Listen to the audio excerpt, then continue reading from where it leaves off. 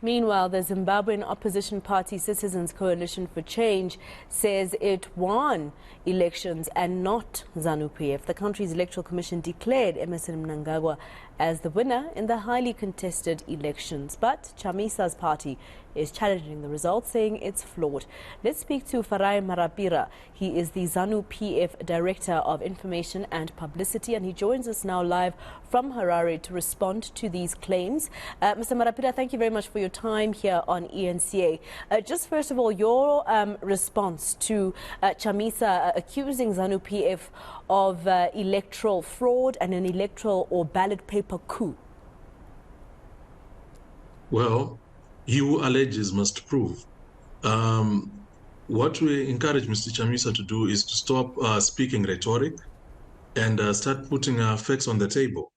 He cannot continually hold press conferences and continually say that he has been cheated out of an election. On the 24th of July, Mr. Chamisa was quoted by one of our private daily newspapers, the Newsday, stating that there is no way this election can be rigged. Now that he has lost the election that he himself said cannot be rigged, he now wants to allege that there's been rigging. So you find that there's a lot of confusion within the opposition circles. Opposition MPs are going online, they're celebrating their victories. How are they celebrating victories from a disputed and unreliable election? It is not making sense. There are so many conflicting messages coming from the opposition, which are simply exposing the level of confusion within their ranks. So in earnest, they should just bring out the evidence in a nutshell. If they've got any evidence, let them bring it out. Let them stop talking stories and continue on stories and stories. We need evidence. Let them bring it out and let the world see. And what about, the fact that a lot of people who live in Zimbabwe, including journalists, etc., are saying compared to President Mnangagwa, Chamisa was not given the platform to be able to hold as many rallies as he wanted. He was limited. That is a very, very stark lie or disinformation. Leading up to voting day, Zanu PF were 96 rallies banned by the police. And they were banned for a number of reasons. There are reasons under MOPA, which is our law, for reasons for elections to be banned. We had 96 stopped by the police because sometimes those people surrounding the venue can say, we don't want this event to occur near us. It is their right at law. Or sometimes it can be a matter of having the venue been booked before. We've had this in Bindura and several other places where we couldn't get into a venue because the CCC had booked before us. But, when these things happen, we don't look at them as blockages. It is a process of law, and we appreciate it. They only had way less rallies banned by the police than us. But we're not crying about it because we understand that we have to work within the And what about we have to respect the police when they are doing their work. Sorry, I lost you there for a little bit, so I thought you were done with your previous response. I haven't heard Zanu PF Sorry, I think that was a glitch in the network. I haven't heard Zanu PF exactly dispute reports about late ballot papers, right? Some of them up to 12 hours late. And on top of that, the allegation that there was a strategic way, obviously also just tagging in the ZEC there, apparently a strategic way where the ballot papers did not arrive on time, particularly at CCC strongholds. On that matter, on the very first day of voting, on which voting was intended to be done across the country and finished, more than 97% of polling stations voted. The polling stations that faced delays were not just in Harare alone. We had polling stations delayed in a place called Nyanga here in Zimbabwe. That's a rural area, you understand? So where the voting was delayed, the president issued a proclamation and declared the following day a voting day. So whatever challenges had been there on the first day, in less than 1% of the polling stations, was immediately cancelled and curtailed by that proclamation. So for less than 1% of a challenge to be declared as a complete marring of an election, it's a bit untoward. What is the issue between Zimbabwe's Zanu PF and the former president of Zambia, that's Nervous Mumba? He obviously chairs the observers for SADC. They said they don't endorse Zimbabwe's elections. They saying they were far from free and fair. And in the response that we saw, at least in South Africa, from Zanu PF, is that Mumba is being biased against Zanu PF and is more for Chamisa. Why is that? Well, Nervous Mumba is a former vice president in Zambia, not a former president. Vice president, yes. So, yeah, all right, yeah. So the issue there was we took exception at the observers remarking on issues of the law when they had come here to remark on the electoral process.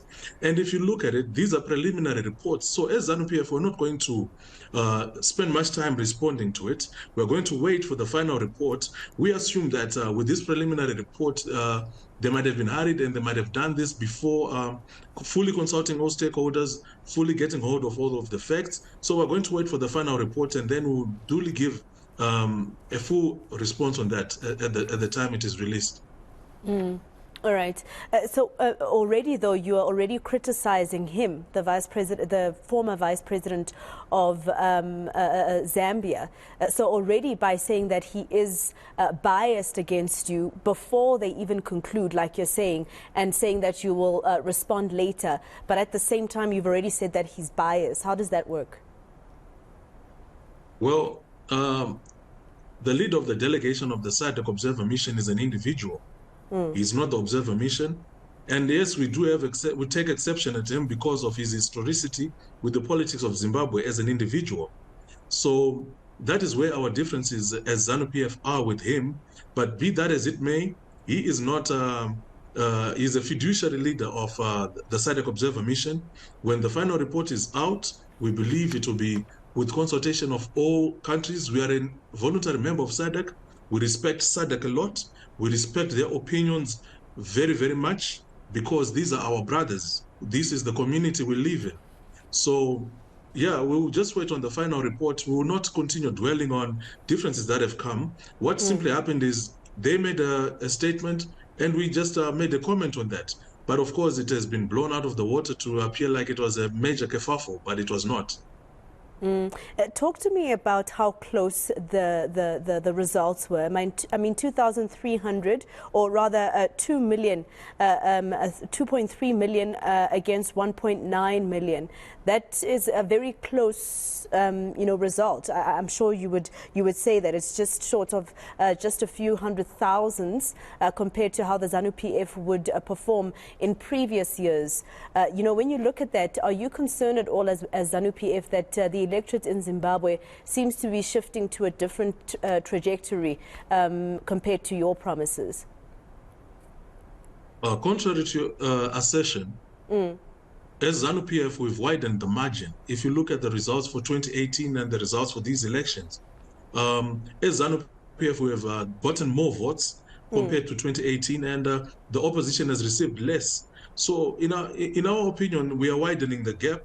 This is backed by our victories in urban centers like Mbare. This is like dead in the center of Harare, and these are bell ringer constituencies, which are reflecting that Zanu PF is resurgent in urban areas, and we are very excited at our growth. There is no regression. We are progressing. The regression is on the part of the opposition, because even if you look at the figures, you'll find that we are leading by a margin of 53.6% to 44%, which is almost a 10% lead on the opposition. That is not a regression from 2018. That is a massive leap. And we're very excited about it, and it's spurring us to keep on working and developing our country. What about the PR of Zanu PF? I mean, I do see that in terms of numbers, under President Emmerson Mnangagwa, there's been a slight decrease in the unemployment rate, etc. But there are people who still see, the country as not doing enough, or the government of the day not doing enough for the people of Zimbabwe. Indeed, our economy has had challenges historically. We still have challenges, but the honest truth is we've been setting the foundation in the past 5 years for the economy to be resurgent. A lot of infrastructural work, a lot of investment into the manufacturing industry.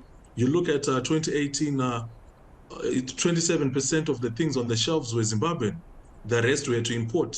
But now we're looking at upwards of 80% of the things on the shelves being manufactured in Zimbabwe. These are the signs that show that we are resuscitating our industry. A lot of work still needs to be done. That is why, as Zanu PF was saying, look, these elections have been done. We are past them. We need to continue with the work of rebuilding our economy, ensuring that we create more jobs for our people, invite more investment, expand every economic sector so that we can give our people a better life, better salaries, and more jobs for everyone.